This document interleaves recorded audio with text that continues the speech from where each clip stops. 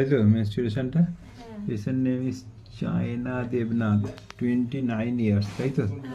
Follicular cyst present in the right ovary. তুমি থাইরয়েডের কোনো ওষুধ খাও? না না না না, থাইরয়েডের ওষুধ খাও না? না, আচ্ছা। এখন কথাটা হচ্ছে গিয়ে যে তার সিস্টের সমস্যার জন্য প্রোট্রাক্টেড মেনস্ট্রুয়েশন হচ্ছে, তাই তো? কখনো হচ্ছে কখনো হচ্ছে না, নাকি? টাইম হচ্ছে তোমার কোনো কোনো কোনো সময় হচ্ছে তোমার ডেট ওভার হয়ে যাচ্ছে, আবার টাইম হচ্ছে, এরকম হচ্ছে। পেটে যন্ত্রণা ব্যথা আছে কি না? হালকা হালকা করে এখন, আগে যে অতিরিক্ত করতো সেটা নেই, এখন হালকা রাইট ওভারিতে সিস্ট আছে, তাই তো?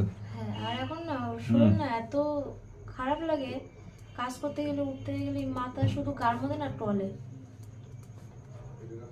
কথাটা হচ্ছে গিয়ে the highest ideal of cure is rapid, gentle, permanent restoration of the health and inhalation of the disease as it is termed. প্রকৃতপক্ষে সুস্থতা ফিরতে গেলে একটা নির্দিষ্ট মাত্রা, একটা নির্দিষ্ট ঔষধ নির্দিষ্ট সময়ের জন্য খেতে হবে, তবে এই প্যাথি দিয়ে অসুখ সারবে।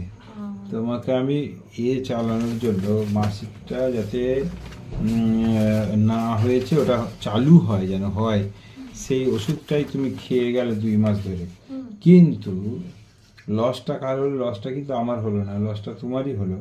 তোমার অ্যাকচুয়ালি আমি যে ওষুধ দিয়েছিলাম মরামায়ো, এই ওষুধটা তুমি 1বার থেকে 2বার খেলে, আর বাদ বাকি মানসিক চালু হবার ওষুধটা খেয়ে গেলে, কিন্তু সিস্ট সুস্থ হলো না। তাহলে আমাদের উচিত ছিল কি এই ওষুধটা খাওয়া, তুমি কিন্তু এই ওষুধটাই বারবার নিয়ে চলে গেলে, যে মাদার আর পালস মানে, তার ফলে ওই সিস্টটা ভালো হলো না। বোঝা গেছে?